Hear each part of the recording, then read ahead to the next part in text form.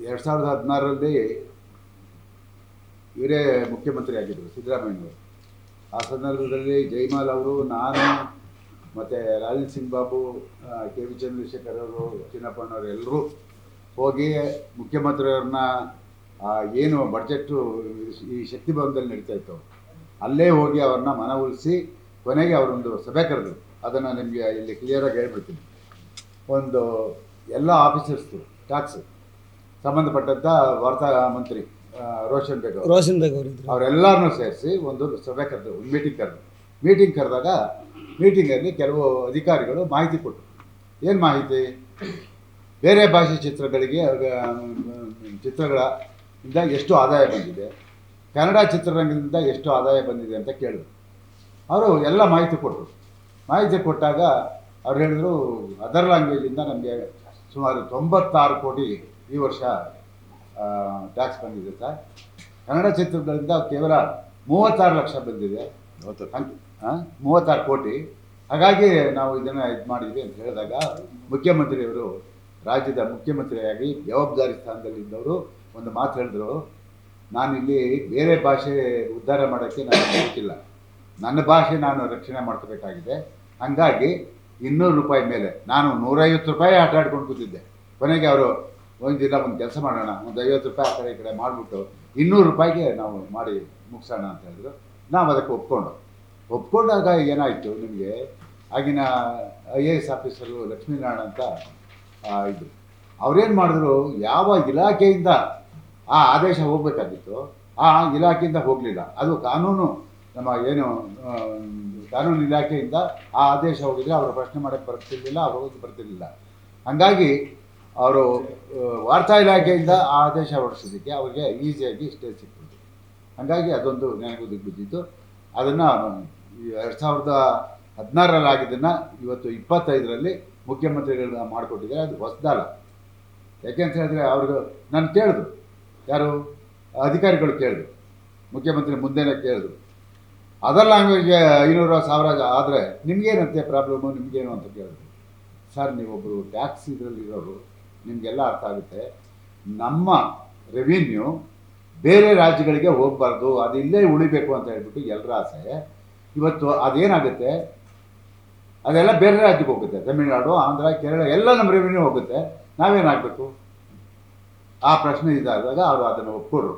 200 ರೂಪಾಯಿ rate of admission ನಿಗದಿ ಮಾಡೋದಕ್ಕೆ ಒಪ್ಕೊಂಡ್ರು. ಎಲ್ಲ ಆಗಿದೆ. ಇವಾಗ ಅದು ಕಾನೂನಿನ ಪ್ರಕಾರ ಕಾನೂನು ಇಲಾಖೆಯಿಂದ ಹೊರಡಿಸ್ಬೇಕು. ಆ ಮುಂದಿನ ದಿನಗಳಲ್ಲಿ ಅದಕ್ಕೆ ಯಾರಾದರೂ ಹೋದರೆ ಅಥವಾ ಇನ್ನೊಂದಾದರೆ ಅದನ್ನು ನಾವು ಕೂಡ ಅದರ ನಮ್ಮ ಏನು ಆದ್ಯತೆ ಇದನ್ನು ಅದು ಉಳಿಸ್ಕೊಳ್ಳೋದಕ್ಕೆ ನಾವು ಪ್ರಯತ್ನ ಮಾಡ್ತೀವಿ. ಒಂದು ಕಡೆ ಸರ್ಕಾರವನ್ನು ಪ್ರಯತ್ನ ಮಾಡುತ್ತೆ. ನನಗೆ ಗೊತ್ತಿದ್ದಂಗೆ ಇನ್ನು ಮುಂದಕ್ಕೆ ಯಾರೂ ಹೋಗೋಕ್ಕೆ ಸಾಧ್ಯ ಇಲ್ಲ. ಅದು ಆಯಾ ಇಲಾಖೆಯಿಂದ ಹೊರಡಿಸ್ತಾ ಇದ್ದಾರೆ. ನಿಮಗೆ ಗೊತ್ತಿರಬೇಕು, ಮೊನ್ನೆ ವಿಧಾನಸಭೆಯಲ್ಲಿ ಚರ್ಚೆ ಆಯಿತು. ಮಾನ್ಯ ಗೃಹ ಮಂತ್ರಿಗಳು ಹೇಳಿದ್ರು, ಇಲ್ಲ ಇದನ್ನು ಏಕರೂಪ ಟಿಕೆಟ್ ದರ ನಿಗದಿ ಮಾಡೋದಕ್ಕೆ ಸರ್ಕಾರ ಪ್ರಯತ್ನ ಮಾಡ್ತಾ ಇದೆ ಅಂತ ಹೇಳ್ಬಿಟ್ಟು. ಹಾಗಿರೋದ್ರಿಂದ ಅದು ಗೃಹ ಇಲಾಖೆಯಿಂದ ಹೋಗ್ತಾ ಇರೋದ್ರಿಂದ ಅದನ್ನು ಯಾರೂ ಕೂಡ ಸ್ಟೇಗೆ ಮತ್ತೊಂದಿಗೆ ಹೋಗೋಕ್ಕೆ ಸಾಧ್ಯ ಇಲ್ಲ. ಅದಂತೂ ನಿಮಗೆ ನಾನು ಭರವಸೆ ಕೊಡ್ತೇನೆ. ಇಲ್ಲ, ಒಂದು ಕಡೆ ನಾನು ಟೂಬೊಟ್ಟು ಟೈಪ್ ಮಾಡೋದು ಅದೊಂದು ಕಡೆ ಇದ್ದೇ ಇರುತ್ತೆ, ಅದು ಬೇರೆ ವಿಷಯ. ಸ್ವತಃ ನಮ್ಮ ಚಿತ್ರರಂಗದವ್ರಿಗಿನ್ನ ಹೆಚ್ಚು ಆಸಕ್ತಿ ಮುಖ್ಯಮಂತ್ರಿಗಳಿಗಿದೆ. ಯಾಕೆ ಅಂತ ಹೇಳಿದ್ರೆ ಮೈಸೂರಿನಲ್ಲಿ ಆಗ್ತಾರೆ.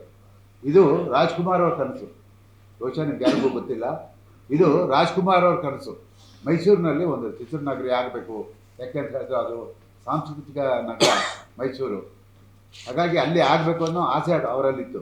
ಆ ಆಸೆ ಇವ್ರಿಗೆ ಗೊತ್ತಿತ್ತು. ಯಾರಿಗೆ? ಮಾನ್ಯ ಸಿದ್ದರಾಮಯ್ಯನವ್ರಿಗೆ. ಕಳೆದ ಫೆಬ್ರವರಿ ಅಂದರೆ 2016ರಲ್ಲಿ ಚುನಾವಣೆ ಬಂತಲ್ಲ, ಚುನಾವಣೆ ಬಂದಂಥ ಸಂದರ್ಭದಲ್ಲಿ ನಾನು ಕೂತಿದ್ದಂಗೆ ಮಾದೇವಪ್ಪನವ್ರಿಗೆ ಒಂದು ಆದೇಶ ಮಾಡಿದ್ರು ಮೈಸೂರಿನಲ್ಲಿ. ಫೆಬ್ರವರಿ 19ಕ್ಕೆ ಚಿತ್ರನಗರಿ ಭೂಮಿ ಪೂಜೆಗೆ ಇದನ್ನೆಲ್ಲ ತಯಾರಿ ಮಾಡಪ್ಪ, ದಯವಿಟ್ಟು ಇಮ್ಮಿಡಿಯೇಟಾಗಿ ಅದಾಗಬೇಕು ಅಂತ ಹೇಳಿದ್ರು. ಅವ್ರು ಹೇಳಿ 3-4 ದಿವಸಕ್ಕೆ ಚುನಾವಣೆ ಪ್ರಕ್ರಿಯೆ ಪ್ರಾರಂಭ ಆಯಿತು. ಹಾಗಾಗಿ ಅದನ್ನು ಮಾಡೋಕ್ಕಾಗಲಿಲ್ಲ. ಈಗ ಮುಖ್ಯಮಂತ್ರಿಯವರಿಗೆ ತುಂಬ ಆಸಕ್ತಿ ಇರೋದ್ರಿಂದ ಖಂಡಿತವಾಗಿ ನಮ್ಮ ಒಂದು ಬೇಡಿಕೆಯೂ ಇರೋದ್ರಿಂದ ಅದು ಖಂಡಿತ ಮಾಡ್ತಾರೆ. ಅವರು ಮುಖ್ಯಮಂತ್ರಿ ಆಗಿದ್ದಾಗಲೇ ಇನ್ನು 2-3 ತಿಂಗಳಲ್ಲೇ ಆ ಎಲ್ಲ ಪ್ರಯತ್ನಕ್ಕೂ ನಾವು ಶ್ರಮ ಪಡ್ತೀವಿ. ಅದನ್ನು ನಿಮಗೆ ಇಲ್ಲಿ ಹೇಳ್ತೀವಿ. ಯಾಕೆಂದರೆ ಮುಖ್ಯಮಂತ್ರಿಗಳಿಗೆ ಅದ್ರ ಮೇಲೆ ತುಂಬ ಆಸಕ್ತಿ ಇದೆ. ನಮಗಿನ್ನ ಜಾಸ್ತಿ ಇದೆ. ಖಂಡಿತ ಮಾಡ್ತಾರೆ ಅನ್ನೋ ಭರವಸೆ ನಮಗೂ ಇದೆ.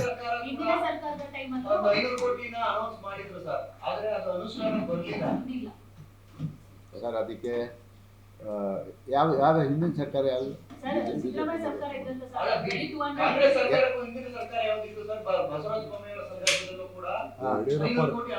ಸರ್ ಅದು ಅಲ್ಲಲ್ಲ ಹೇಳ್ತೀನಿ ಕೇಳಿ ಆ ಚಿತ್ರನಗರಿ ನಾವು ಏನಿತ್ತು ಆಸೆ ಆವಾಗ ನಾವು ಮೈಸೂರಲ್ಲಿ ಮಾಡಬೇಕು ಅಂತ ಇದ್ದಿದ್ದು.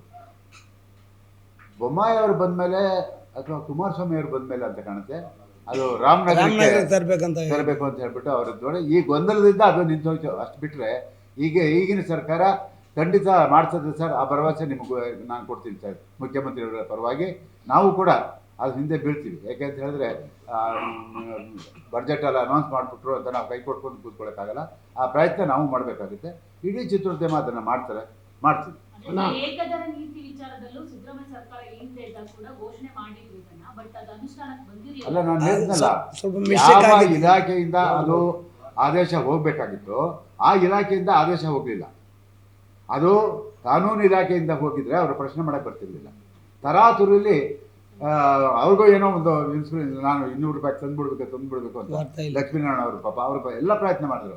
ಆದರೆ ಅದು ಯಾವ ಇಲಾಖೆಯಿಂದ ಹೊರಡಿಸ್ಬೇಕಾಯ್ತು ಆ ಇಲಾಖೆಯಿಂದ ಹೊರಡಿಸಿ ತಪ್ಪಾಯ್ತು.